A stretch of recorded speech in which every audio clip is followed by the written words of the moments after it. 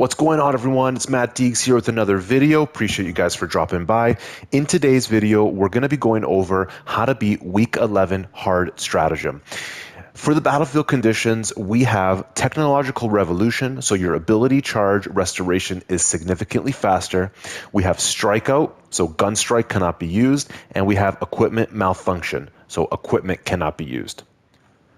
Now, for someone that has played it, and obviously you can see beat it, the technological revolution you feel. There's no specific, percentage of how fast it will charge, as opposed to your original recharge rate, but you can definitely feel the difference with your ability to recharge. It is definitely faster, so you want to be utilizing that as much as possible, okay? As for strikeout, gun strike cannot be used, so there are certain defense types and certain perks I would say take off, but we'll get into that in a second. And then there is equipment malfunction. There's a specific perk that I usually run on a class that we'll get into later that obviously should not be put on for this stratagem. So there are definitely a few classes, a few weapons, defense types, and perks that will need to be changed in order for you to be fully decked out and ready to win this stratagem. So let's go over a few classes and kind of some perks that I would probably opt out of, change up, maybe some weapons that you would use over other weapons, and then we'll go into everything, guys. Okay, so for the tactical, now there's no specific class that would be better than another class. Let's say there's no disadvantage to using assault versus sniper or heavy versus Vanguard, whatever you want to use. There's no real battlefield condition that makes any specific class more advantageous or disadvantageous. So if you're tactical, I recommend putting on really for any melee weapon, any class that uses a melee weapon, use the block variant, okay? I usually use the fencing variant. However, one of the biggest things with the fencing variant melee weapons, is the ability to perfect parry and to gun strike, okay? But unfortunately, we're going to be losing that ability with strikeout, the battlefield condition strikeout, right? So unfortunately, we will not be able to gun strike. So really, there's really no point. Well, if you prefer to, you can still perfect parry and then you can do whatever you want. You can throw a few melta rifle shots or whatever gun you have. That's perfectly viable as well. But you would be way more advantageous if you switched over to a block, okay? You'll utilize some of the armor regen, contested health regeneration that comes with block style weapons, okay? And as for the perk tree, in terms of the weaponry, honestly, guys, you can really use whatever you're accustomed to. I like to use the melta rifle for the tactical and the plasma pistol. And as for the perk tree, guys, really there are, I would say, one or two perks that I would switch out for the tactical. So unfortunately, Secure Stockpile will be doing nothing when you're playing this hard stratagem. So switch that out for one of these two. Which one you choose, I'll leave that up to you guys. But honestly, anything's better than this one for this specific perk, for this specific stratagem. Otherwise, Secure Stockpile, one of my favorite perks. If you haven't seen, guys, I just released a video of my top 5 perks in the game, at least in my opinion, the top 5 best perks. Go check that video out. But with that being said, guys, there are a few perks that I would change out. All right, so if you decide to use the assault, I would recommend swapping out this guy right here. Killing 7 enemies in rapid succession restores equipment charge by 1. You will not be able to utilize this, okay? So unfortunately, you're going to want to swap that out for one of these two, okay? This one as well, armor reinforcement. So non-finisher gun strike, restore 1 armor segment. Again, guys, we're not going to be able to perform a gun strike, so I would opt for that out as well. This one here, guys, adrenaline boost. I believe this is the one. Nope, this is not the one. There is, I believe it's Indomitable Spirit, where if you're performing a gun strike, you do not lose control. We won't be able to perform a gun strike, so we'll get into that in another class in a bit. But if you see that on, guys, you might want to opt out of that if you have a lot of credits available. If not, all good, because they're usually prestige perks. So if you're running the assault, lose these two and opt for one of these 4 here. All right, moving on to Vanguard. If you're using Vanguard again, like I said with my tactical, and the same goes for assault, I would recommend using a block style weapon.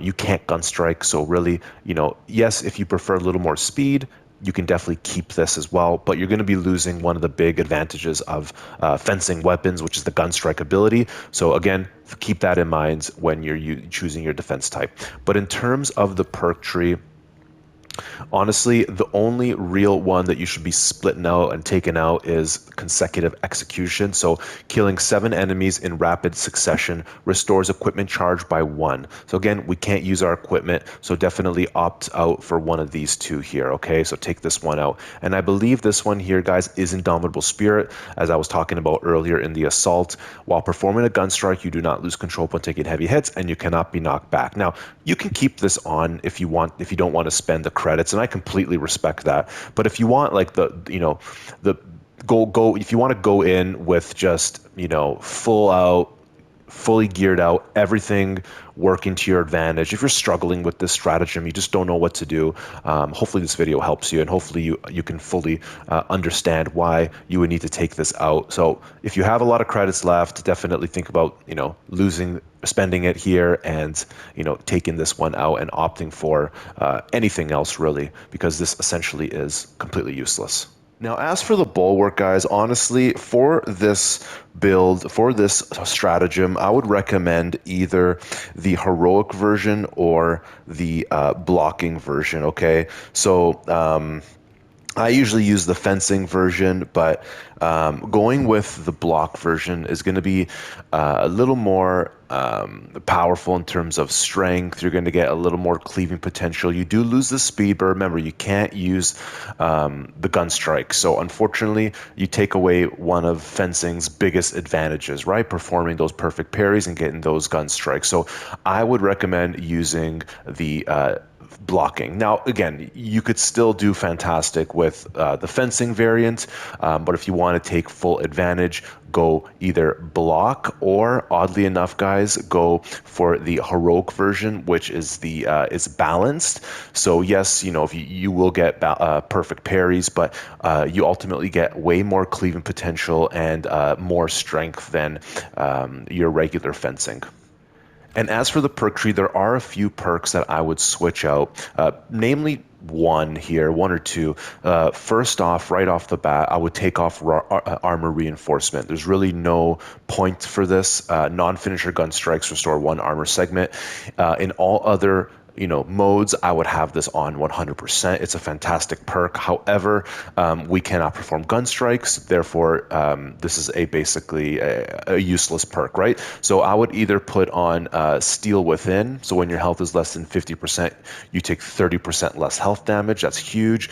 Or Defensive Advantage. A perfectly timed parry or block creates a shock area for 5 seconds. So if you still want to use that fencing variant or balanced, if you go with the heroic version or just a standard relic balanced version, instead of popping off that gun strike, at least you still get some sort of advantage from performing the perfect parry, because you can still perform a perfect parry, right? And you'll still get a little bit of advantage. You just can't perform the gun strike. Or if you block, boom, you'll also get that 5 seconds of shock. One more thing to consider, guys, if you are going to be going for that blocked version, definitely take this one out. So Intimidating Aura, a perfectly timed parry deals area of effect damage within a 5-meter radius. So I would definitely take that off if you're going to go for that full advantage of the blocking version. So of whatever melee weapon you choose. So again, guys, if you are going to go for that, there's no point in having this on. So you're going to have to make sure your build is customized to that blocking variant. So either go with Conviction, or you want to go with Forward Momentum. As for Bulwark's remaining perks, honestly, they're all really good, and they'll all benefit you in this stratagem. This one here, again, guys, Defensive Mastery, a great perk. Perfectly timed parry or block instantly incapacitates a Majoris or Extremist level enemy. Cooldown is 9 seconds. This will benefit both, fencing or block and even balance. So because again, it's not just perfect parry, you also get that block in there as well. This one is also a great perk as well, guys. Armor advance. So if you have armor remaining, you do not lose control upon taking heavy hits, and you cannot be knocked back. Now you will have a slight disadvantage with this, only because you're not stacking this with armor reinforcements. Okay, so this one here, guys, focus restoration, you're getting your armor back every 30 seconds. This is great, but when you stack focus restoration with armor reinforcement, you feel like you have unlimited armor. Okay, so when I have those two stacked, I usually put this one on. For this specific stratagem, I popped this one on and I changed this one out. Okay, so that is kind of my perk tree for the Bulwark for this specific stratagem. All right, and if you are going in with the sniper, the only real perk that I would take off is this last one here. In all other situations, I recommend putting this one on, but for this specific situation, guys, performing 3 consecutive headshots restores one, or your equipment charge by 1. Cooldown is 30 seconds. Unfortunately, if you remember, there's no equipment. We can't use our grenades, so taking this one off is going to be really beneficial. I would probably put emergency override on, so when you receive lethal damage, Camel Cloak automatically activates without spending charge, and you become invulnerable for 5 seconds, giving you a second chance at life. Okay, guys? So definitely switching these two up is going to be really beneficial. All right, guys, and if you are using heavy, what I recommend is taking consecutive execution off and popping either one of these two perks on. So again, with consecutive execution, killing 7 enemies in rapid succession restores equipment charge by 1. Cooldown is 90 seconds. Okay, remember, guys, can't use equipment, so definitely take that off, or it's basically a wasted perk. Okay, guys, so keep that in mind. Consecutive execution must come off for this week. And that's it, guys. Sorry for popping this video up a little later than what I would usually do. There were a couple other videos I wanted to get out, but I wanted to get this out for Saturday morning, or at least Saturday morning where I am, wherever you guys are. Cheers for watching. Thank you. But so hopefully you guys, if you haven't beaten it, you have the weekend to beat it, and hopefully this guide helped you a little bit. All right. Next week, I'm going to try my best to get the how to beat series out for next week's stratagem earlier in the week. All right. With that being said, guys, thank you so much for watching, and good luck with this week's stratagem. See you in the next one, guys.